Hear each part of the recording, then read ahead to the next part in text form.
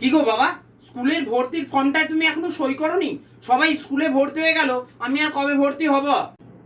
করব দাঁড়া। তার আগে একটা ভালো অঙ্কের মাস্টার খুঁজতে হবে। আর আমি ভাবছি না, তোকে ওই স্কুলে আর পড়াবো না। ওখানে সায়েন্সটা খুব একটা ভালো নেই। তোকে আমি অন্য একটা স্কুলে ভর্তি করব। কিন্তু আমি তো সায়েন্স পড়তে চাই না বাবা। দেখ ঘন্টা, পড়াশোনার ব্যাপারে আমি কিন্তু ইয়ার্কি মারা একদম পছন্দ করি না। ইয়ার্কি নয় বাবা, আমি সত্যি সায়েন্স পড়তে চাই না। আমি অঙ্কটা একদম বুঝতেই পারি না। বুঝতে পারিস না মানে? সত্যি বলছি গো, অঙ্ক আমার একদম মাথায় ঢোকে না। মাধ্যমিকের সময় মুখস্থ করে গিয়েছিলাম, তাই কোনো রকমে 65 নম্বর পেয়েছি। তাহলে তুই কি করবি জীবনে? বাবা, আমার না দর্শন নিয়ে পড়ার ইচ্ছা, জানো। ফিলোসফি পড়বো আমি, সন্তোষদার মতো। হ্যাঁ, আর তারপর ওই সন্তোষ যেমন বাড়িতে টিউশন পড়ায়, তুমিও সেরকম বাড়িতে খেতন মাস্টারি করবে। তাহলে এই 16 কলা পূর্ণ হবে। বাবা, সন্তোষদা কিন্তু খুব জ্ঞানী, জানো। কপাল খারাপ তাই ও চাকরি পায়নি, কিন্তু প্রচুর জ্ঞান ওর সব বিষয়ে। শোন, অত কথার আমার দরকার নেই।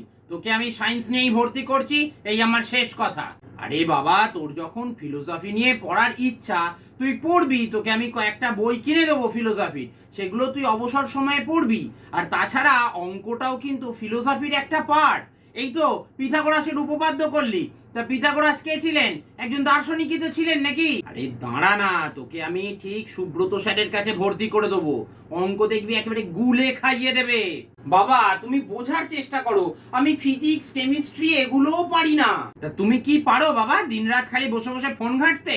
আমি কোথায় সুযোগের অভাবে পড়তে পারলাম না, আর উনি ওটা নম্বরের অভাবে হবে। চুপ কর বেয়াদব কোথাকার, দূর হ এখান থেকে। হ্যাঁ সুকুমার দা বলুন। হ্যাঁ কি হয়েছে? মেয়ে সায়েন্স নিতে চাইছে না?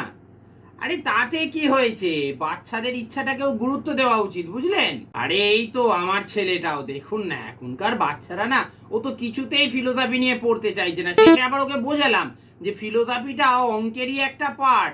তা তুই যখন অঙ্ক নিয়ে পড়তে চাইছিস পড়, আমার কোনো আপত্তি নেই।